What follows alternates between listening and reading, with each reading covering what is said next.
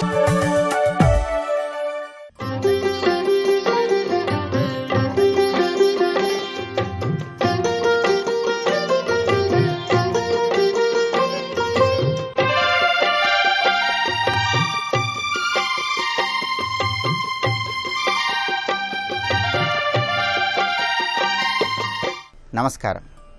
ప్రేక్షకులందరికీ శుభోదయం. ఈనాటి శ్రావణం శుభయోగం అనే శీర్షికన శ్రావణ మంగళవారం సందర్భంగా గౌరీదేవిని ఎటువంటి విధి విధానాలతో ఆరాధించాలో, తద్వారా ఎలాంటి ప్రయోజనాలు సిద్ధింపజేసుకోవచ్చో పరిశీలిద్దాం. ఈరోజు శ్రావణ మంగళవారం, గౌరీదేవికి ఎంతో ప్రీతిపాత్రమైన రోజు. అందువల్ల శ్రావణ మంగళవారం సందర్భంగా దాంపత్య జీవితంలో విభేదాభిప్రాయాలను తొలగింపజేసుకోవడానికి, కుజదోషం ఉన్నవాళ్ళు ఆ కుజదోష తీవ్రతను తగ్గింపజేసుకోవటానికి, వివాహం ఆలస్యమవుతున్నటువంటి కన్యలు త్వరగా వివాహ ప్రాప్తిని అందిపుచ్చుకోవటానికి ప్రత్యేకమైన విధి విధానాలతో గౌరీదేవిని పూజించాలి. తెలుపు రంగు లేదా పసుపు రంగులో ఉన్నటువంటి వస్త్రాలను ధరించి గౌరీదేవిని గులాబీ పూలతో పూజించండి. గౌరీదేవి ప్రీతి కోసం అమ్మవారి చిత్రపటం ముందు 5 ఒత్తులు వేసి ఆవు నెయ్యి పోసి దీపారాధన చేయండి. అలాగే గౌరీదేవి చిత్రపటానికి శ్రీగంధం అలంకరించండి. గౌరీదేవిని పసుపు కలిపినటువంటి అక్షింతలతో పూజిస్తూ ఓం శ్రీ గౌరీదేవ్యై నమః అనే మంత్రాన్ని మనస్ఫూర్తిగా జపించుకోండి. ఈరోజు ఎవరైనా సరే గౌరీదేవిని పూజించే సమయంలో ఓం శ్రీ గౌరీదేవ్యై నమః ఈ సులభమైన మంత్రాన్ని స్మరించుకుంటూ పసుపు కలిపిన అక్షింతలతో గౌరీదేవిని పూజిస్తే అమ్మవారి అనుగ్రహానికి చాలా సులభంగా పాత్రలు కావచ్చు. అలాగే ముద్ద కర్పూరంతో అమ్మవారికి హారతి ఇచ్చి అరటిపండు ముక్కలు గౌరీదేవికి నివేదించి వాటిని ప్రసాదంగా స్వీకరించండి. అలాగే శ్రావణ మంగళవారం సందర్భంగా ప్రత్యేకంగా వివాహం ఆలస్యమవుతున్నటువంటి కన్యలు ఎవరైనా సరే స్వయంగా వాళ్ళు గోరింటాకు తీసుకుని ఆ గోరింటాకును రుబ్బండి. ఆ రుబ్బిన గోరింటాకును ఒక తమలపాకులో ఉంచండి. తమలపాకులో ఉంచిన ఆ రుబ్బిన గోరింటాకును గౌరీదేవి చిత్రపటం దగ్గర ఉంచి అక్కడ కొద్దిగా పసుపు కుంకుమలు చల్లి ఆ రుబ్బిన గోరింటాకును ఎవరైనా చిన్న పిల్లకి ఇవ్వండి. అలా చేస్తే వివాహపరమైనటువంటి సమస్యలు, వివాహపరమైనటువంటి దోషాలను తొలగింపజేసుకొని గౌరీదేవి అనుగ్రహానికి పాత్రులై అతి త్వరగా వివాహ ప్రాప్తిని సిద్ధింపజేసుకోవచ్చు. అందువల్ల వివాహం కాని కన్యలు ఎవరైనా సరే ఆ విధంగా గోరింటాకును రుబ్బి తమలపాకులో ఉంచి చిన్న పిల్లకి ఎవరికైనా సరే ఆ గోరింటాకు పెట్టుకోమని చెప్పి ఇవ్వండి. ఇలా చేస్తే ఆ గోరింటాకు స్వీకరించినటువంటి చిన్నపిల్లకు, గోరింటాకు ఇచ్చిన కన్యకు ఇద్దరికీ కూడా ఉత్తమమైనటువంటి ఫలితాలు కలుగుతాయి. అలాగే వివాహం కావలసినటువంటి కన్యలు ఎవరైనా సరే ఈరోజు గౌరీదేవిని పూజిస్తూ కాత్యాయని మహామాయే మహాయోగిన్యధీశ్వరి నందగోపగృహే జాత పతిమ్మే కురితే నమః అనే శ్లోకాన్ని స్మరించుకోండి. ఈ శ్లోకం చదువుకుంటూ ఆ గౌరీదేవిని ఆరాధన చేసినట్లయితే కాత్యాయనీదేవి అనుగ్రహానికి పాత్రులై అతి త్వరగా వివాహపరమైన దోషాలను తొలగింపజేసుకొని సత్వరమే వివాహ ప్రాప్తిని సిద్ధింపజేసుకోవచ్చు. అలాగే ఈరోజు శ్రావణ మంగళవారం సందర్భంగా ఉద్యోగంలో ఉన్నతి పొందటం కోసం, అధికార పదవులను సిద్ధింపజేసుకోవటం కోసం గౌరీదేవిని తామర పూలతో పూజించాలి. అలాగే ధనపరమైనటువంటి ప్రయోజనాలు మీకు కలగాలంటే గన్నేరు పూలతో కానీ జిల్లేడు పూలతో కానీ ఈరోజు గౌరీదేవిని పూజించాలి.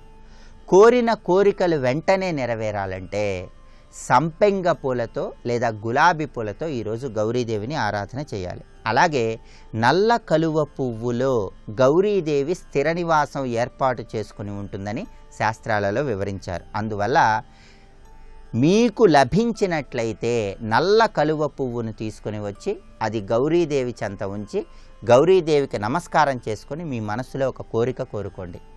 అతి త్వరగా గౌరీదేవి అనుగ్రహం ద్వారా ఆ కోరిక నెరవేరటానికి ఆస్కారం ఎంతగానో ఉంది. మీరు కోరుకున్న వ్యక్తినే జీవిత భాగస్వామిగా పొందాలంటే శ్రావణ మంగళవారం సందర్భంగా గౌరీదేవిని సన్నజాజి పూలతో పూజించాలి.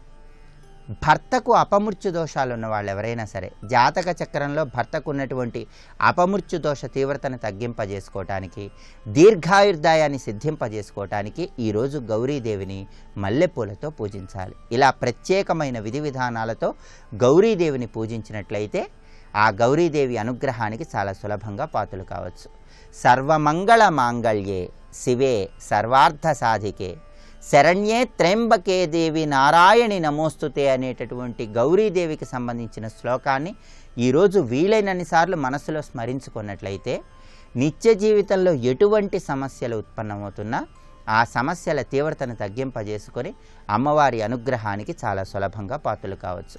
ఈరోజు మంగళ గౌరీదేవిని ఆరాధించటానికి ముందుగానే మీ గృహంలో గడపకి చక్కగా పసుపు రాసి కుంకుమతో బొట్లు పెట్టి ఆ గడపకు నమస్కారం చేసుకొని గుమ్మానికి చక్కగా తోరణాలు అలంకరించి ఆ తర్వాత గౌరీదేవి పూజను ప్రారంభించండి. ఇలా ప్రత్యేకమైన విధి విధానాలతో గౌరీదేవిని ఆరాధన చేయటం ద్వారా ఓం శ్రీ గౌరీదేవి అయి నమః అనేటటువంటి మంత్రాన్ని స్మరించుకోవటం ద్వారా శ్రావణ మంగళవారం సందర్భంగా గౌరీదేవి పరిపూర్ణమైన కరుణాకటాక్ష వీక్షణాలకు సులభంగా పాత్రలు కండి. రేపటి శ్రావణం శుభయోగం శీర్షికన అశూన్య శయన వ్రతాన్ని ఏ విధంగా ఆచరించాలో, తద్వారా ఎలాంటి ప్రయోజనాలు సిద్ధింపజేసుకోవచ్చో పరిశీలిద్దాం. నమస్కారం.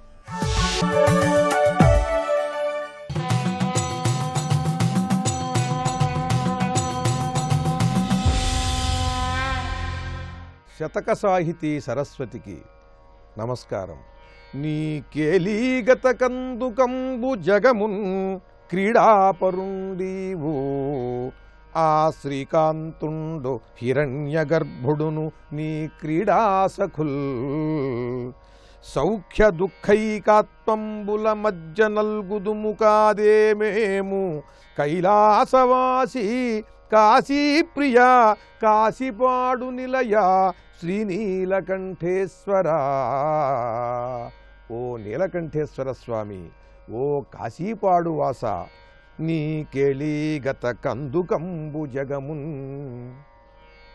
ఆ పరమేశ్వరుడి చేతిలో ఉన్నటువంటి బంతి ఈ జగత్తంతా కూడా. ఈ బంతి ఆట ఎవరితోనైనా ఆడాలి. ఎవరితో ఆడుతున్నాడు ఈయనంటే ఆ శ్రీకాంతుండు హిరణ్య గర్భుడును నీ క్రీడాసఖుల్. నీతో ఆడుకునేటువంటి వారెవరంటే ఆ ఆటగాళ్ళు ఒకరు విష్ణుమూర్తి, మరి ఒకడు బ్రహ్మదేవుడు. నీ కేళీగత కందుకంబు జగమున్, నీ చేతిలో ఉన్న బంతి జగత్తు. నీ క్రీడాసకులు, నీతో ఆడేటువంటి ఆటగాళ్ళు ఎవరంటే విష్ణుమూర్తి, బ్రహ్మ.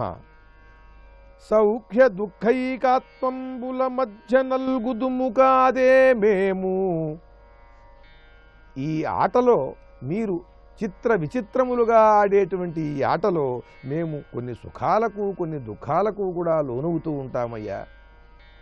కైలాసవాసి కాశీప్రియ కాశీపాడు నిలయ శ్రీనీలకంఠేశ్వర. ఆ బ్రహ్మ విష్ణు మహేశ్వరుల యొక్క ఆటగా ఈ జగత్తంతా, దీని యొక్క పరిణామమంతా కూడా జరుగుతూ ఉంటే ఈ జగత్తులోని ఈ జీవరాశి అంతా కూడా ఆ ఆటలో భాగస్వాములై వీరి వీరి జీవనాలు చిత్ర విచిత్రములుగా సాగుతూ, ఆ సాగుతున్నటువంటి ఆటలో అనేకానేకమైన ఆటుపోటులకు లోనవుతూ వీరందరూ కూడా సుఖదుఖాలకు లోనవుతూ ఉంటారు.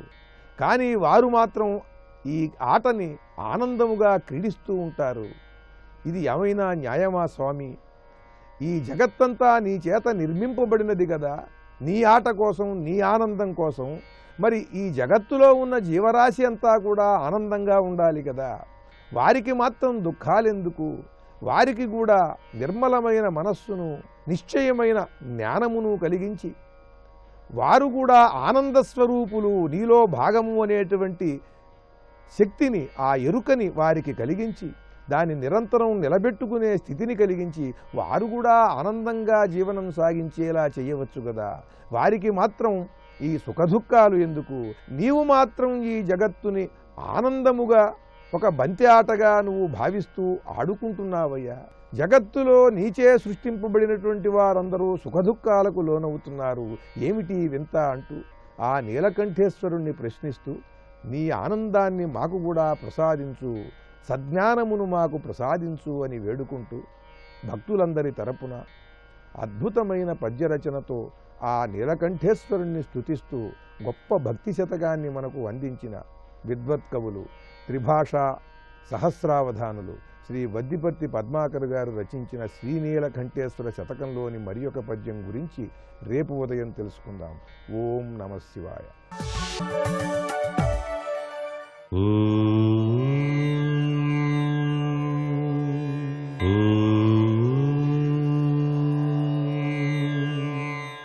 ఓం నమో నారాయణాయ.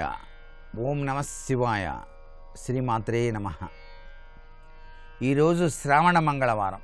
అమ్మలగన్న అమ్మ పెన్నుదిలిచ్చడి లక్ష్మి పేరుపడ్డ అనాదిశక్తి అయినటువంటి ఆ గౌరీదేవిని సర్వమంగళ మాంగళ్యే శివే సర్వార్థ సాధికే శరణ్యే త్ర్యంబకేం గౌరీం నారాయణీ నమోస్తుతే అంటూ ప్రతి ఒక్క ఇల్లాలు కూడాను ధ్యానం చేయాలి.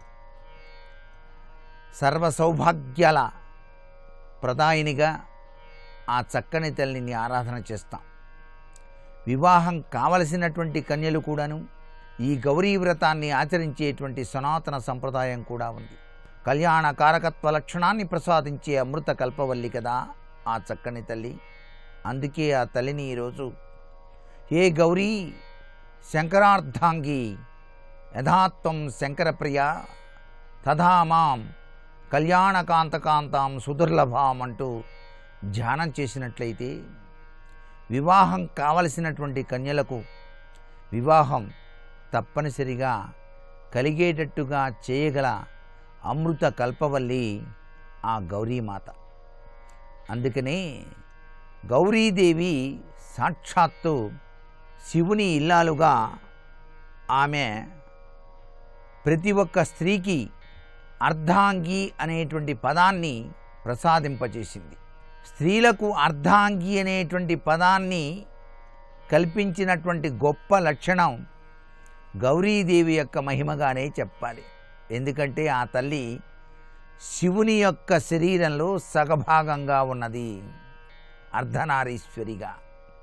అందుకనే ఇంటి ఇల్లాలను అర్ధాంగి అనేటువంటి పదంతో వాడతాం. దంపతుల యొక్క అన్యోన్య సహకార తత్వం, కుటుంబం విస్తరించడానికి, చక్కటి యోగవంతమైన సౌభాగ్యతత్వంతో జీవితాన్ని గడపడానికి గౌరీదేవిని ఈ యొక్క శ్రావణ మాసంలో ప్రతి ఒక్క ఇల్లాలు కూడాను అర్చన చేసి తరిస్తుంది. ఇదే సనాతన సంస్కృతి సంప్రదాయంలో దాగిన అద్భుతవంతమైన విధి విధానం. అందుకే ఆమె సర్వమంగళ అన్నారు. మంగళస్వరూపిణి. ఆ తల్లిని ఎవరైతే సర్వమంగళస్వరూపిణిగా ఆరాధన చేస్తారో వారు కోరుకున్న కోరికలన్నింటినీ నెరవేర్చేటువంటి సౌభాగ్య కామేశ్వరిగా ఆ తల్లి విరాజిల్లుతూ ఉన్నది. సర్వే జనా సుఖినో భవంతు.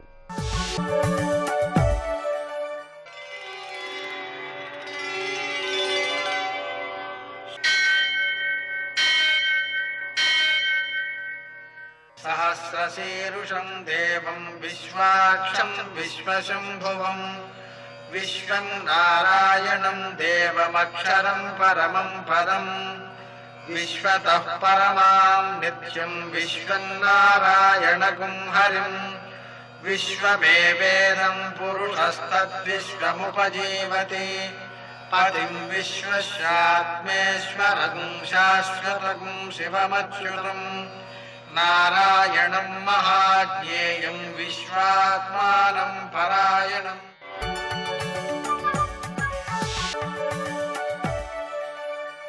సూర్యశౌర్యమథేందురింద్రపదవీ సన్మంగళం మంగళం. మర్కటేశ మహోత్సాహ సర్వశోక వినాశన శత్రువుని సంహార మాం రక్ష శ్రీయందాపయమే ప్రభు. నేటి కాలమాన విశేషాలను గమనిద్దాం. స్వస్తి శ్రీ చాంద్రమాన హేమలంబనామ సంవత్సరం, దక్షిణాయనం వర్ష ఋతువు, శ్రావణ మాసం, కృష్ణపక్షం, మంగళవారం. సూర్యోదయం 6:01, సూర్యాస్తమయం 6:43. తిథి పాడ్యమి రాత్రి 12:22 వరకు, నక్షత్రము ధనిష్ట తెల్లవారుజామున 4:51 వరకు, వర్జం ఉదయం 7:44 నుంచి 9:25 వరకు, దుర్ముహూర్తం ఉదయం 8:33 నుంచి 9:24 వరకు, మరల రాత్రి 11:14 నుంచి 11:59 వరకు, అమృతకాలం సాయంకాలం 5:52 నుంచి 7:33 వరకు, రాహుకాలం మంగళవారం కాబట్టి మధ్యాహ్నం 3 నుంచి 4:30 వరకు, అష్టకవర్గ రీత్యా శుభప్రదమైన సమయం ఉదయం 10 గంటలకు. నేటి విశేషం మంగళగౌరీ వ్రతం. అలాగే ద్విపుష్కర యోగం రాత్రి 12:22 నుంచి 4:51 వరకు ఉంది. మంగళగౌరీ వ్రతం సందర్భంగా శనగలు పసుపుతో కలిపి నానబెట్టి వాటిని వాయనంగాను, చలిమిడి ఉండలు, బెల్లము, బియ్యపు పిండి వాటిని చేయడం ద్వారాను వ్యక్తికి మానసికమైన ప్రశాంతి, అలాగే అభివృద్ధి, సంతానం యొక్క అభివృద్ధి మొదలైనవన్నీ కూడా చక్కగా కలుగుతుంటాయి. మంగళగౌరీ వ్రతం వల్ల ఆ శనగలు పసుపు ఉత్తమ సంతానానికి కారకమైనటువంటి గురునకు ప్రీతిని కలుగజేస్తుంది. ఈ చలివిడి బెల్లంతో చేసినది, దానివల్ల చంద్రుడు కుజుడు వీరి యొక్క అనుగ్రహంతో కలహాదులు నివారించబడతాయి. వైవాహిక జీవనంలో సామాన్యంగా వ్రతం మొత్తానికి ఫలితంగా చెప్పుకోవాల్సి వస్తే ఉత్తమ సంతానం కలుగుతుంది, కలిగిన సంతానం అభివృద్ధిలోకి వస్తుంది, అది దేశానికి ఉపయోగపడేదిగా రూపొందుతుంది. నేటి ఆణిముత్యాలు.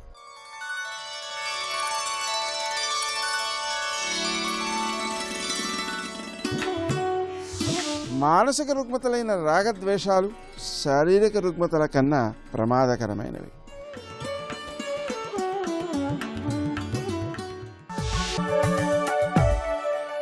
వినరో భాగ్యము విష్ణు కథ, వెనుబలమిదివో విష్ణు కథ,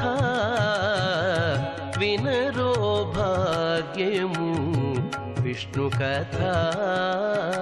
కృష్ణ పరమాత్మ గోకులాన్ని విడిచిపెట్టి మధురకు చేరిపోయిన తర్వాత, అంటే బృందావనము మొదలైన విడిచిపెట్టి తిరిగి మధురకు చేరిన తర్వాత ఉద్ధవుడిని పంపిస్తాడు. అప్పుడు ఉద్ధవుడు వస్తాడు ఇక్కడికి. వచ్చినప్పుడు ఆయనతో వీళ్ళందరూ మాట్లాడతారు, గోపకులు గోపకాంతలు వీళ్ళందరూ మాట్లాడిన తర్వాత ఆయన వాళ్ళ భక్తికి చూసి సంతోషిస్తాడు. స్వామి దూరమై చాలా కాలమైంది, కానీ ఇక్కడే ఉన్నట్టు వీళ్ళు భావిస్తున్నారు. కృష్ణుడు వీళ్ళకి సందేశం పంపడానికి నన్ను పంపలేదు, వీళ్ళ ద్వారా సందేశం పొందడానికి నన్ను పంపాడు అనుకున్నాడు ఉద్ధవుడు. భక్తి అంటే ఏమిటో చూసిరారా బాబు అని పంపాడు ఇక్కడ. అది భక్తి అంటే ఇక్కడ. నేను కృష్ణ పరమాత్మ దూరమైనందుకు బాధపడకండి అని చెప్పడానికి వచ్చాను, కానీ మీకంటే దగ్గరగా ఎవరి దగ్గర లేడని ఇప్పుడు తెలుసుకున్నాను అన్నట్టు ఉద్ధవుడు. నిరంతర చింతన. పైగా స్వామి ఒక మాట చెప్పాడు, సంయోగంలో ఎదురుగా కనబడతట, వియోగంలో హృదయం నిండా నిండిపోయి ఎక్కడైనా ఆయనే కనబడుతూ ఉంటాట. కనుక వియోగ యోగంలో మీరు ధన్యులైపోయారు, భగవంతుడు మీతోనే ఉన్నాడు అన్నాడు ఉద్ధవుడు. ఆ తర్వాత రాత్రి ఆయన నిద్రపోయాడు. తెలతెలవారుతూ ఉంటే ఆయనకు ధ్వని వినబడి లేచాట. ఆ నందవ్రజంలో ఆయనకు వినబడిన ధ్వని ఏమిటయ్యా అంటే, ఏ విధంగా అక్కడ గోపకాంతులు ప్రవర్తిస్తున్నారో భాగవతంలో వర్ణిస్తున్నారు. పొద్దున్న లేచి ఆ గోపకాంతలు వాళ్ళు శుద్ధులై ఇంటిని శుభ్రం చేసి మంగళకరంగా దీపం వెలిగించి చల్లకడవల దగ్గరికి వెళ్ళి చల్ల చిలుకుతూ ఏం చేస్తున్నారయ్యా అంటే కృష్ణ కథాగానం చేయడం మొదలుపెట్టారట. అంటే ఇప్పుడు వాళ్ళు కథాగానం చేయాలంటే ఏం చేశారు? మడికట్టుకుని వ్యాసపీఠం దగ్గర పెట్టుకుని చదువుకోవడం కాదు, పనులు మానలేదు, అన్ని పనులు చేస్తూనే ఉన్నారు. కానీ భగవత్ కథ నిరంతరం వల్లెవేయడమో మననం చేయడమో చేస్తున్నారు. కనుక భగవత్ కథ అప్పుడప్పుడు వినడం కాదు, ఎప్పుడూ మనస్సులో మెదులుతూ ఉండాలండి. అది ఎప్పుడు మెదులుతుంది? ప్రేమ ఎక్కువైతే మెదులుతుంది. నిరంతర ప్రేమ చేత వాళ్ళకి భగవత్ కథ వాళ్ళు ఏ పనులు చేస్తున్నారు. అందుకే పనులు మానేయలేదండి. కనుక ఆధ్యాత్మికత అంటే పనులు మానేయడం కాదు, ఏ పని చేస్తున్నా పరమాత్మని తలంచుకోవడమే ఆధ్యాత్మికత. ఇది గుర్తుపెట్టుకోవాల్సింది. ఇక్కడ ఏ పని చేస్తున్నా ఆయన తలంచుకోగలగాలి. ఇక్కడ నిరంతర నిరంతర నిరంతర చింతన కావాలి. ఇక్కడ ఆ నిరంతర చింతన గోపకాంతల దగ్గర చూశాడు. ఆ తెల్లవారుజామున వాళ్ళు లేస్తూ చల్ల చిలుకుతూ గానం చేస్తున్నది భగవత్ కథ. అంతేకాదు చిలికినటువంటి ఆ మజ్జిగని, వెన్నని, పాలని ఎవరెవరికి కావాలో అమ్మడానికి బయలుదేరారు. విక్రేతు కామాఖిల గోపకన్యా మురారి పాదార్పిత చిత్త వృత్తి. ఆ మహాత్ములైనటువంటి ఆ గోపకాంతలు పెరుగు పాలు అన్ని పెట్టుకుని అమ్మడానికి బయలుదేరారు. పెరుగో ఎమ్మ పెరుగు, పాలో ఎమ్మ పాలు అనాలి. కానీ వాళ్ళు మురారి పాదార్పిత చిత్తవృత్తి దజ్జాదికం మోహవసాదవోచత్. వాళ్ళు నిరంతరం కృష్ణునికే అర్పించిన చిత్తం కలవారు కనుక పాలో ఎమ్మ పాలు, పెరుగో ఎమ్మ పెరుగు అనకుండా గోవింద దామోదర మాధవ అని వెళుతున్నట్టు ఇక్కడ. అంటే నిరంతర చింతన అంటే ఇదండి ఇక్కడ. అందుకే సద్గురు శివానందమూర్తి గారు ఒక మాట అన్నారు, ఏమంటే ధ్యానం కుదరట్లేదు ఏంటంటే ధ్యాస పెట్టుకొని అయినా అన్నారు ఒక్క మాటలో. యోగులు ఈ ప్రపంచంలో తిరుగుతూనే ప్రపంచాన్ని మరిచిపోయి పరమాత్మను అలాగే ధ్యానం చేస్తారండి ఇక్కడంతే. దీన్ని బట్టి అది మనకు చేత కాదు అని అనకూడదు, మనకు చేతనవును కానీ దాన్ని తప్ప అన్నీ ధ్యానిస్తున్నాం, అది తెలుసుకోవాల్సింది ఇక్కడ. యోగుల స్థితి అది, భోగుల స్థితి ఇది గ్రహించవలసినది ఇక్కడ. అందుకు ధ్యానం కంటే ధ్యాస గొప్పదంటే వాళ్ళ స్థితి. ఆ గోపకాంతలు ఏం చేస్తున్నారు, పొద్దున్న లేచిన వెంటనే ఆనందపడిపోయాడు ఉద్ధవుడు. నిజంగా కృష్ణుడి దగ్గరున్నాం, కృష్ణుడి దగ్గరున్నాం మేము అనుకుంటున్నాం కానీ వీళ్ళు నిజంగా కృష్ణుడి దగ్గరున్నారు ఇక్కడ. అందుకు వారి నోట కృష్ణకథా గానం గాలి తరంగాల మించి అలా వెళుతుంది. అందుకే సిద్ధపురుషులు నారదాదులు బృందావనం వదిలిపెట్టకుండా కూర్చున్నట్ట. ఎందుకంటే వారి నోట పలుకుతున్న కృష్ణకథ వింటూ ఆనందిస్తూ కృష్ణతాదాత్మ్యం పొందాలని ఇక్కడ. అందుకే గొల్లెతలు చల్లలు గొల్లకొని చిలుకగా వెల్లివిరియాయ విష్ణు కథ. అన్నమయ్య కీర్తన వ్యాఖ్యానమేనండి ఇదంతా కూడా. గొల్లెతలు చల్లలు గొన్నకొని చిలుకగా, వాళ్ళు చల్లలు చిలుకుతూ ఉంటే వెల్లివిరియాయ విష్ణు కథ. ఇల్లిది తిరువెంకటేశ్వరుడు, ఆ వెంకటేశ్వరుని యొక్క కథ అది జగత్తంతా వ్యాపించి ఉన్నదయ్యా అన్నాడు ఇక్కడ. అందుకే వందే నందవ్రజ స్త్రీణాం పాదరేణు అభీక్ష్ణ సహా యాసాం హరికథోద్గీతం పునాతి భువనత్రయం. విషయం నుంచి ఏమీ పక్కకు వెళ్ళట్లేదండి. భాగవతంలో వెళ్ళిపోయారేమో అనుకుంటున్నారేమో, అక్కడున్న మాట హరికథోద్గీతం అక్కడ చెప్పాడు ఇక్కడ. అప్పుడు అనుకుంటున్నాడు ఉద్ధవుడు, వందే నందవ్రజ స్త్రీణాం పాదరేణు అభీక్ష్ణ సహా. నందగోపకాంతల యొక్క పాదధూళికి నమస్కారము, వాళ్ళ పాదములకు నమస్కారం. ఎందుకంటే వారు పాడిన హరికథా గానము ముల్లోకాల్ని పావనం చేస్తున్నది. పునాతి భువనత్రయం. ఇప్పుడు తెలిసేది కదా, భగవత్కథ ఎక్కడైతే ధ్వనిస్తుందో, ఎక్కడైతే శ్రవణం చేయబడుతుందో ఆ చోటులో ఉన్న పంచభూతాలు శాంతిస్తాయి. ఇప్పుడు చాలామందికి అనుభూతి కలిగి ఉంటుంది ఇక్కడ. ఆ పంచభూతాలు శాంతిస్తాయి, అంతేకాదు ముల్లోకాలు శాంతిస్తాయి. దేవతలు అక్కడ నృత్యం చేస్తారు. అందుకే భగవత్ కథాగానం జరిగే చోటు ఒక యజ్ఞం జరుగుతున్న చోటుతో సమానం, అందులో సందేహం లేదు ఇక్కడ. యజ్ఞంలో సర్వదేవతాశక్తులు ఎలా ఉంటాయో భగవత్ కథ జరిగే చోట సర్వదేవతలు చెవులు రిక్కించి వింటారట. మరి హనుమంతుడు ఏమన్నాలో తెలియదు. ఆ మహానుభావుడు ఏమన్నాడో తెలుసా, రామచంద్రమూర్తి సరయూ నదిలోకి వెళుతూ తన పరంధామానికి వెళ్ళిపోతున్నానంటే హనుమంతుడు కూడా వెళ్ళబోయేట. నీకు మాత్రం అవకాశం లేదు నాయనా, నువ్వు చిరంజీవివి, నువ్వు ఉండాల్సిందే అన్నాడు. రామాజ్ఞ అయితే తప్పకుండా పాటిస్తాను, ఏం చేస్తాను అన్నాడు. కానీ నాది ఒక షరత్ అన్నాడు. ఎప్పుడు నువ్వు చెప్పినట్టు వినడమా, నేను ఒక్కడికి ఇంతవరకు ఎప్పుడు ఏం కోరుకోలేదు, ఇది ఒక్కటి అన్నాడు. ఏమిటంటే నేను ఉంటానులే నువ్వు చెప్పినట్టు భూమి మీద, ఎంతవరకు నీ కథ ఉంటుందో అంతవరకు ఉంటాను అన్నాడు ఇక్కడ. ఇదేమిటండి, రాముడు లేకపోయినా పర్వాలేదు, రాముడు కథ ఉంటే చాలుట హనుమంతురా. ఇవన్నీ ఆలోచించవలసిన అంశమనండి. భగవత్ కథ అంటే ఏమిటి, రాముడు లేకపోయినా రామ కథ ఉంటే చాలు ఉండిపోతానన్నాడు. అంటే అర్థం ఏంటి, రామ కథ ఉంటే రాముడు ఉన్నట్టే. పక్కన వ్యక్తి ఉన్న వాడి గురించి మనకు ఆలోచన లేదనుకోండి, వాడు ఉన్నా లేనట్టే.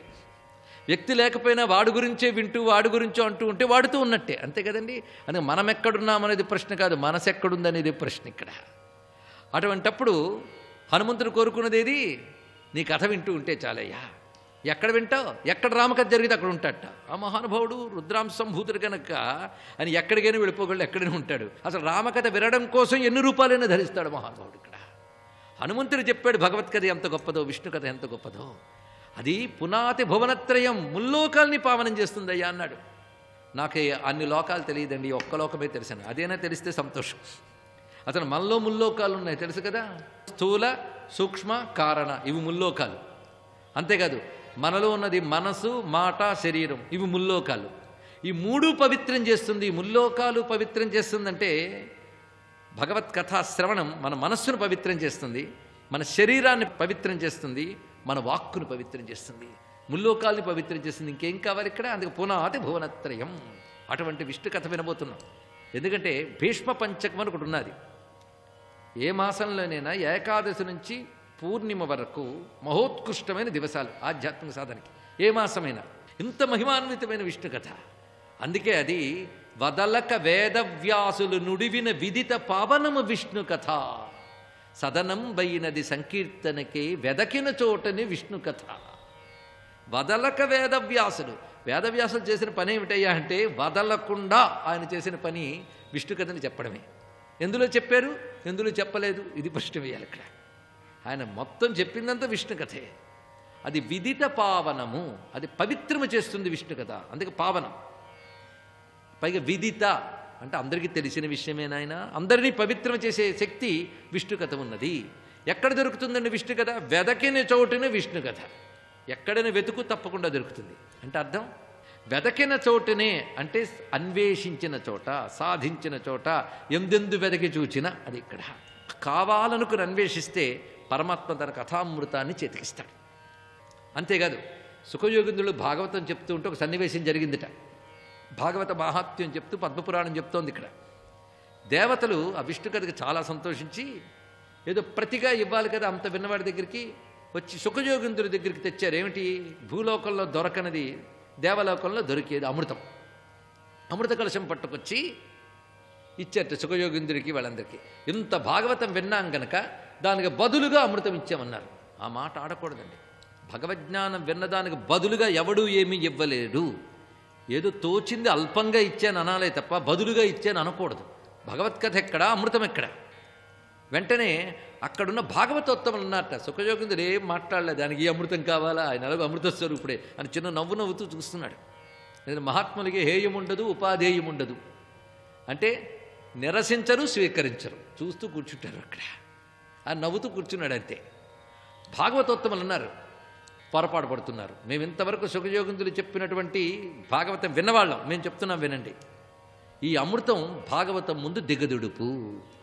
ఎందుకంటే ఈ అమృతం తాగినటువంటి స్వర్గవాసులు కూడా ప్రళయకాలంలో నశించిపోయి రకరకాల పుట్టుకలు పుడుతూ ఉన్నారు. కానీ భాగవతామృతం తాగినటువంటి వాడు మరి పుట్టడు, వాడికి నాశనం లేదు. అందుకు భాగవతం అమృతం కంటే గొప్పదని చెప్పారు ఇక్కడ.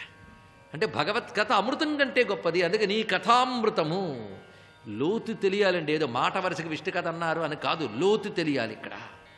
అది హరికథ అంత గొప్పది. కళ్యాణాత్మకమైన విష్ణు కథలా కర్ణింపుచున్ ముక్త వైకల్యుండెవ్వడు తృప్తుడవు అవి వినంగా క్రొత్తలవుచుండు అన్నాడు పరీక్షణ్ మహారాజు. మనస్సులో రుగ్మతలున్నవాడు మాత్రమే విష్ణు కథ ఇంకా చాలు అంటాట. కానీ సరియైన హృదయం ఉన్నవాడు ఇంకా ఇంకా కావాలంటాడయ్యా విష్ణు కథ. దాని మహిమ అంతటిది. స్వస్తి.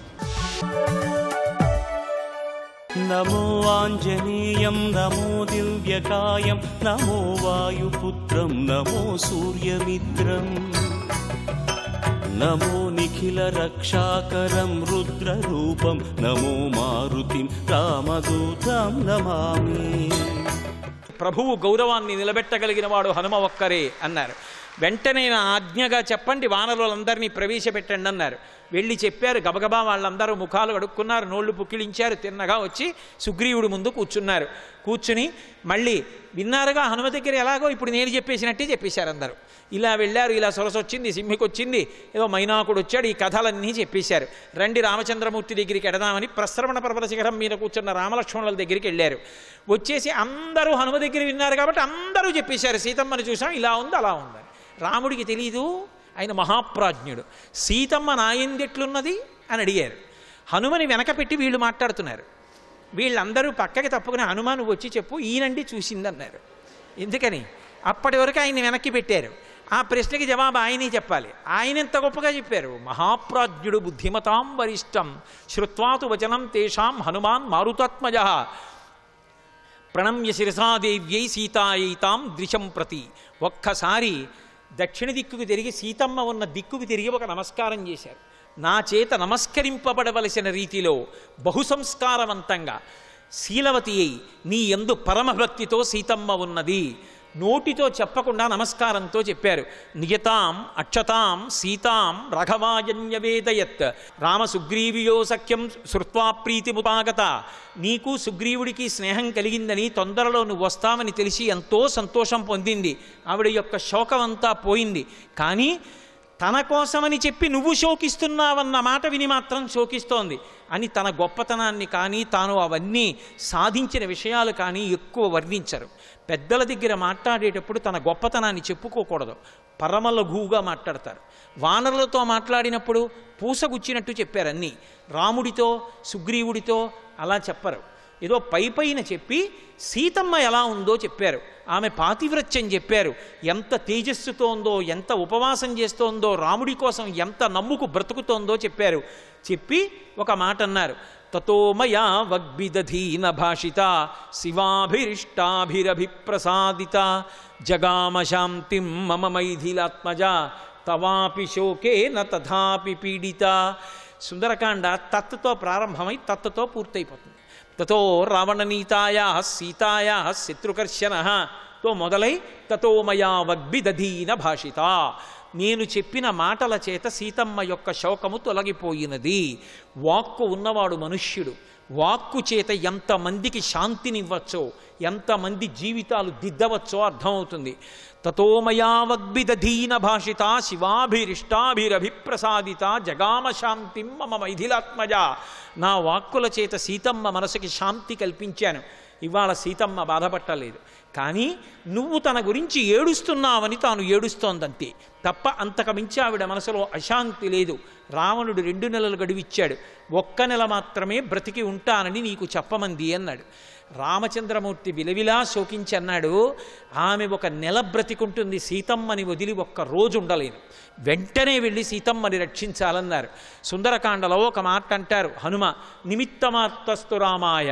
సీతమ్మ తన పాతివ్రత్య శక్తి చేత ఏనాడో రావణుడిని చంపేసింది. ఇంకా నిమిత్తంగా రాముడు వెళ్ళి బాణం వేసి ఆ రావణాసురుణ్ణి చంపడమే అన్నారు. సుందరకాండలో హనుమ యోగి పుంగవుడై చెప్పారు తల్లి దర్శనమై. అందుకే ఆయన మాట ప్రమాణం చేసుకుని యుద్ధకాండ జరిగిపోయిందని. ఆ తర్వాత రామచంద్రమూర్తి వానరులతో కలిసి సముద్రానికి సేతువు కట్టి లంకాపట్టణానికి చేరుకుని రావణ కుంభకర్ణాది రాక్షసుల్ని పరిమార్చి సీతమ్మని చేపట్టి పుష్పక విమానం ఎక్కి మళ్ళీ ఆ నందిగ్రామానికి చేరుకున్నారని అక్కడి నుంచి పట్టాభిషేక సర్గ చెప్పేస్తారు. ఆ పుష్పక విమానంలోంచి రామచంద్రమూర్తి కిందకి దిగుతున్నారు. దిగుతుంటే కాళ్ళకి చెప్పులు లేవు. 14 సంవత్సరముల అరణ్యవాసం. గబగబా భరతుడు చెప్పులు పట్టుకుని వెళ్ళాడు. సంతతా మామికా మాతా దత్తం రాజ్యమిదమ్మమ తద్దదామి పునస్తుభ్యం యథాత్మరదామమ. అన్నయ్య, ఒక బలమైనటువంటి ఎద్దు లాగవలసినటువంటి బండిని లేగదూడ లాగగలదా? ఈ రాజ్యాన్ని పరిపాలించవలసిన వాడివి నువ్వు. నీ ఆజ్ఞ మేరకు 14 సంవత్సరములు పరిపాలించాను. చెప్పులు తొడుక్కో అన్నయ్య అని అన్నయ్యకి చెప్పులు తొడిగితే ఇటుపక్క అటుపక్క నిలబడినటువంటి విభీషణుడు సుగ్రీవుడు కళ్ళు తుడుచుకున్నారట. నాకు గొప్ప అన్నగారు రావణాసురుడు, అన్ని వేదాలు చదువుకున్నాడు, అంత గొప్ప కుంభకర్ణుడు. కానీ ఇద్దరు మడిసిపోయారు. నేనే వాళ్ళ మృత్యువుకి కారణమయ్యాను. ఏది? మా అన్నదమ్ములం ఇలా కలిసి లేం. అందరం కలిసి తిరిగి శుభకార్యాలు చేసుకునే భాగ్యం మాకు పట్టలేదు. నేను ఇలా మా అన్నని సేవించలేదు. మా అన్న 10 తలలు తెగిపోతే ప్రేత సంస్కారం చేశా. సుగ్రీవుడు ఏడ్చాడు. మా అన్న వాలి ఎంతటి యోధుడు, రాముడితో సంధి చేసుకుని బాణం పెట్టి కొట్టించి చంపించాడు. వీళ్ళు రామలక్ష్మణ భరత శత్రుఘ్నులు ఎలా కలిసి ఉన్నారు. నిజంగా అన్న దిగుతుంటే నాకు రాజ్యం వద్దు వద్దు అని చెప్పులు తొడిగాడు. ఏమన్నదమ్ములు, ఇది కదా రాముడంటే, ఇది కదా అన్నదమ్ములంటే. అలా మేము ఉండలేకపోయామని ఏడ్చారట. వాళ్ళల్లా ఏడవలసిన రోజు రాకూడదు. రామలక్ష్మణ భరత శత్రుఘ్నుల్లా బ్రతకగలగాలి. రాముడు మెట్లు దిగాడు. దిగి వచ్చిన తరువాత ఆ క్షురకర్మ చేయించుకోమన్నారు. ఆయన అన్నాడు, నా తమ్ముళ్ళు క్షురకర్మ చేయించుకున్న తర్వాత నేను చేయించుకుంటానన్నాడు. అయోధ్యకాండలో ప్రతిజ్ఞ చేశాడు. ధర్మమర్థంచ కామంచ పృథివీంచాపి లక్ష్మణ ఇచ్చాపి భవతామర్థే ఏతత్ ప్రతిశృణోమితే అన్నాడు. ధర్మార్థ కామములు నా తమ్ముళ్ళు అనుభవిస్తేనే అనుభవిస్తాను, వాళ్ళకి లేనివి నాకు వద్దన్నాడు. అందుకని ముందు తమ్ముళ్ళకి క్షురకర్మ చేయించి తాను చేయించుకున్నాడు. కౌసల్య, సుమిత్ర, కైకేయి పరమ సంతోషంతో సీతమ్మకి అభ్యంజన స్నానం చేయించారు. ఆయన రథం ఎక్కితే లక్ష్మణస్వామి ఆయనకి ఛత్రం పట్టుకున్నాడు. భరతుడు పగ్గాలు పట్టుకుని రథం తోలాడు. శత్రుఘ్నుడు చామరం వేశాడు. ఏమి అన్నదమ్ములు, ఇంతమంది వానరులు స్వామి హనుమ తెల్లటి బట్టలు కట్టుకుని నడిచి వెడుతూ ఉంటే ఎక్కడ చూసినా అయోధ్యాపుర పౌరులందరూ ఇళ్ల ముందు ముగ్గులు తీర్చారు. అందరూ రామో రామో రామః, రాముడు రాముడు రాముడు ఇదే మాట అందరూ చెప్పుకుంటున్నారు. అడిగో వేష్టుతార్జన వస్త్రంతం విద్యుత్సంఘాత పింగళం, తెల్లటి బట్టలు కట్టుకున్నాడే, ఆ నడిచి వెడుతున్నాడే మిరుగుల పోగుల మహానుభావుడు, ఆయనేట 100 యోజనముల సముద్రాన్ని దాటి వెళ్ళి సీతమ్మ క్షేమవార్త తెచ్చినవాడు, ఆయనేట హనుమ, ఆయనేట సుగ్రీవుడు అన్నారు. సుగ్రీవుణ్ణి దశరథ మహారాజు గారిక్కిన శత్రుంజయమనేటటువంటి ఏనుగు ఎక్కించారు. వశిష్ఠాదులు ముందు నడుస్తున్నారు.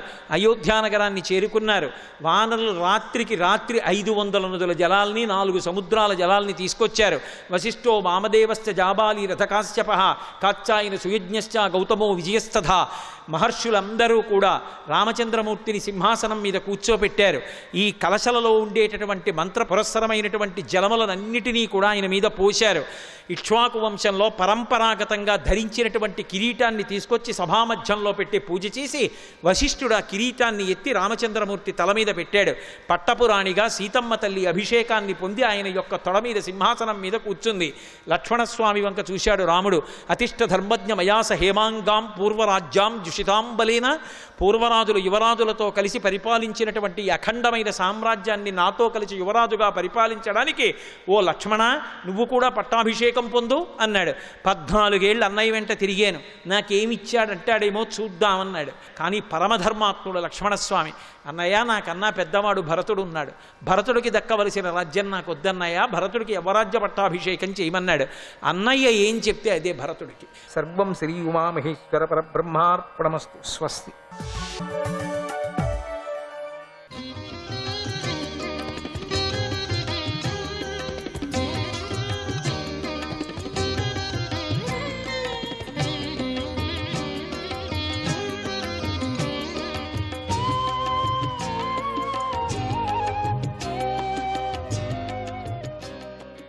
నారాయణ నారాయణ నారాయణ. దుష్ట స్త్రీలు, రాక్షస స్త్రీలు, ఆపదలు కలిగించే కూష్మాండములనే క్షుద్ర దేవతలు, పిల్లలను బాధపెట్టే భూతప్రేత పిశాచాలు, యక్షులు, రాక్షసులు, కష్టాలను కలిగించే క్షుద్ర దేవతలు, కోటర, రేవతి, జ్యేష్ఠదేవి, పూతన, మాతృకా మొదలైన బాలగ్రహములు, పిచ్చెక్కించే గ్రహములు, చిత్తభ్రాంతిని కలిగించేటువంటి గ్రహములు, దేహాన్ని, ప్రాణాన్ని, ఇంద్రియాలను నాశనం చేసే గ్రహాలు, కలలో కనిపించిన పెద్ద అపశకునాలు కూడా, పెద్దలను పిల్లలను పట్టుకొని పీడించే గ్రహములు, ఇవి ఉన్నాయో అవన్నీ కూడా, ఏవేవున్నాయో అవన్నీ కూడా శ్రీహరి నామాన్ని పలకటంతోనే భయంతో వణికిపోతాయి. అవన్నీ నాశనమగుగాక. అన్ని అపశకునాలు పేర్లు చెప్పారు, శుభశకునాలు పేర్లు చెప్పారు. శుభశకునాలు ఉండేటువంటి పేర్లన్నీ కూడా పిల్లవాడిని రక్షించని, అపశకునాలు పేర్లు ఉండే వాళ్ళంతా కూడా అవి ఏమేమి ఉన్నాయో గ్రహపీడలు అవన్నీ కూడా పరమాత్ముడు పేరు చెప్తూనే పరిగెత్తిపోని అని చెప్పి దీవిస్తున్నారు. ప్రేమతో కట్టుబడిపోయినటువంటి గోపికలు బాలుడికి రక్ష చేశారు. తల్లి అయిన యశోద పాలను త్రాగించి నిద్రపోయేటట్లుగా చేసింది. అంతలో నందుడు మొదలైన గోపాలకులు మథుర నుండి చేరుకున్నారు. వాళ్ళు లేనప్పుడు జరిగింది ఇది. అక్కడ పూతన రాక్షసి దేహాన్ని చూసి వారు ఎంతగానో విస్తుపోయారు. దారిలోనే చూశారు వాళ్ళు, ఇదేంటి ఇంత పెద్దగా రాక్షసి పడింది అని అనుకుంటూ. ఎంత ఆశ్చర్యము! పూర్వజన్మంలో వసుదేవుడు మహర్షి అయి ఉంటాడు, లేదా గొప్ప యోగి అయి ఉంటాడు, ఇది సత్యము. ఎందుకంటే ఆయన గోకులంలో ఏ అపశకునాలు జరుగుతాయని చెప్పాడు అక్కడ, అపశకునాలు జరుగుతాయి వెళ్ళు అని. ఇక్కడ నిజంగా అవే కనిపించాయి అనుకున్నారు. ఏ దేవతను ఆయన దేవతే కదా, దేవత అయ్యేంత కదా పరమాత్ముడు పొట్టలో పుట్టాడు. అందుకని ఇక్కడ వెళ్ళి పరిగెత్తేళ్ళు అని చెప్పాడు. గోకులవాసులు ఆ పూతన శరీరాన్ని గొడ్డళ్లతో నరికి దూరంగా పడవేసి వాటిపై కట్టెలను పేర్చి కాల్చివేశారు. శ్రీకృష్ణ బాలుడు పాలను ప్రాణాలను త్రాగటంతో పూతన యొక్క పాపాలన్నీ పూర్తిగా నశించాయి. అప్పుడు ఆమె దేహము తగలబడుతూ ఉండటంతో పైకి ఎగిసిన పొగ అగరు సుగంధం యొక్క వాసనలతో నిండిపోయి ఉంది. చూడండి, అటువంటి పూతన యొక్క శరీరము తగలబెడుతూనే వాసన భయంకరంగా ఉండాలి కదా, అవంతా కూడా ధూపము సుగంధమైనటువంటి ధూపంతో ఉండిపోయిందట ఆ పొగ అంతా. అది అంత అంత అంత సుగంధంగా అంత వాసన వస్తుందట. పూతన ప్రజల పిల్లలను చంపుతూ రక్తాన్ని త్రాగే కోరిక గలది. అది సంపాదనే కోరికతోనే అయినా భగవంతుడైన శ్రీహరికి పాలను ఇచ్చి అందువల్ల ఉత్తమ గతిని పొందింది.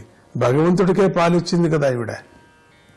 నిజమే, పూతను చంపాలా అనుకొని వచ్చింది, పిల్లల్ని చంపుతూ ఉన్నది. అటువంటి రాక్షసి అసలు దాన్ని చూడటము దాన్ని అనుకోవటం కూడా వ్యర్థమే. అటువంటిది పరమాత్ముడికి పాలిచ్చింది కదా, అందుకని ఉత్తమ గతిని పొందింది. ఇక శ్రద్ధతోనూ భక్తితోనూ శ్రీకృష్ణ పరమాత్మకు ఎంతో ప్రియమైన వస్తువును ఇచ్చేవాడు ఉత్తమ గతిని పొందుతాడని వేరుగా చెప్పవలసిన పని లేదు. చిన్న చిన్నదే ఏదైనా ఇచ్చినప్పుడు అక్షతను, కేవలం అక్షతను కృష్ణార్పణ అన్నప్పుడు ఎంతో ప్రీతిని పొందుతాడు స్వామి. 2 పూలు వేస్తే ఎంతో ప్రీతిని, ఒక తులసి దళం పెడితే ఎంతో ప్రీతిని పొందే అటువంటి స్వామి డైరెక్ట్గా పాలే ఇచ్చింది. ఇక ఏమంటారు? ఇక పాలే ఇచ్చినటువంటి ఆ పూతనకు ఇక ఎంత మోక్షం రావచ్చు చెప్పండి. ఆ శ్రీకృష్ణుని తల్లులాగా అనురాగం చూపిస్తూ పాలన ఇచ్చేవారు మరింత గొప్ప ఉత్తమగతిని పొందుతారని ప్రత్యేకించి చెప్పవలసిన పని లేదు. అటువంటిది తల్లిలాగా భావన చేస్తూ పిల్లవాడిని ఎత్తుకొని పాలనిచ్చింది. ఏ భావన లేదు ఆ సమయంలో. పరమాత్ముడిని పిల్లలాగా ఎత్తుకొని పాలనిచ్చింది తల్లి భావనతో అంటే ఇంకా ఆవిడకి ఉత్తమగతి కదా. భగవంతుడి పాదాల భక్తుల హృదయాల్లో స్థిరంగా ధ్యానించబడతాయి. అటువంటి ఆవిడను ఎప్పటికీ మనం మర్చిపోలేం. పరమాత్ముడిది ఆ పాదాలకు జనుల చేత పూజలు అందుకొని ఇంద్రుడు మొదలైన దేవతలు కూడా నమస్కరిస్తూ ఉంటారు. అటువంటి ఉత్తమమైనటువంటి పాదాలు పరమాత్ముడిది. అటువంటి 2 పాదాలతో భగవంతుడైన శ్రీకృష్ణుడు పూతన యొక్క దేహాన్ని అడ్డంగా ఆక్రమించి పాలను త్రాగాడు. ఎంత విచిత్రం! ఆమె రాక్షసి అయినా కూడా తల్లి పొందే స్థానమైన స్వర్గాన్ని పొందింది. అలా అయితే శ్రీకృష్ణుడు ఏ ఆవుల పాలు త్రాగాడో, ఏ తల్లుల పాలను త్రాగాడో వారందరూ కూడా ఉత్తమమైనటువంటి గతిని పొందుతారని వేరుగా చెప్పవలసిన పని లేదు. మోక్షం మొదలుగా సకలాన్ని అనుగ్రహించేటువంటి భగవంతుడు దేవకీదేవికి పుత్రుడుగా పుట్టి యశోద మొదలైన తల్లుల పాలను, గోవుల పాలను తృప్తిగా త్రాగాడు. శ్రీకృష్ణుడు మా కుమారుడే అని నిత్యము పుత్రదృష్టిని కలిగి ఉండేటువంటి ఆ అన్ని తల్లులకు పుత్ర ప్రేమ వల్ల పాలు కారుతూ ఉండేటువంటి వారికి అజ్ఞానం వల్ల కలిగేటువంటి పుట్టటము, గిట్టటము, మరణించటము అనేటువంటి సంసార ప్రవాహము మళ్లీ కలగనే కలగదు. గోకులంలో నివసించే గోపాలకులు దహించబడుతున్నటువంటి పూతనా దేహం నుండి వెలువడిన పొగను పీల్చి అది మంచి పరిమళాన్ని కలిగి ఉండటాన్ని గమనించారు. ఇదేమిటి, ఈ మంచి సుగంధపు వాసనలు ఎక్కడి నుండి వస్తున్నాయి అనుకుంటూ గోకులానికి చేరుకున్నారు. అప్పుడు గోకులంలో ఉన్న గోపాలకులు వారితో మన గోకులంలోనికి పూతన వచ్చింది, అది బాలుడికి పాలను త్రాగించింది, ఇంకా ఎన్నో కపట వేషాలను వేసింది, చివరికి ఆమె మరణించింది, పిల్లవాడు క్షేమంగా ఉన్నాడని జరిగిన విషయాలను పూర్తిగా చెప్పారు. నందుడు మొదలైన వారు ఆ విషయాలను విని ఎంతో ఆశ్చర్యపోయారు. నందుడు మృత్యుముఖం నుండి బయటపడిన పిల్లవాడిని దగ్గరకు తీసుకొని లలాటంపై ముద్దు పెట్టుకొని ఎంతగానో ఆనందించాడు. ఏతత్ పూతనా మోక్షం కృష్ణస్యార్భక మద్భుతం శృణుయాత్ శ్రద్ధయా మర్త్యో గోవిందే లభతే రతిం. ఏ మానవుడైతే ఆశ్చర్యాన్ని కలిగించే శ్రీకృష్ణుని యొక్క ఈ బాలలీలను పూతన స్వర్గానికి చేరటమనే ఈ ఘట్టాన్ని శ్రద్ధగా వింటాడు వాడికి గోవిందుడయందు ప్రేమ భక్తి కలుగుతుంది. కృష్ణ కృష్ణ. ఇంతటితో 10వ స్కందంలోని 6వ అధ్యాయము సమాప్తమవుతున్నది. కృష్ణ జగన్నాథ హరే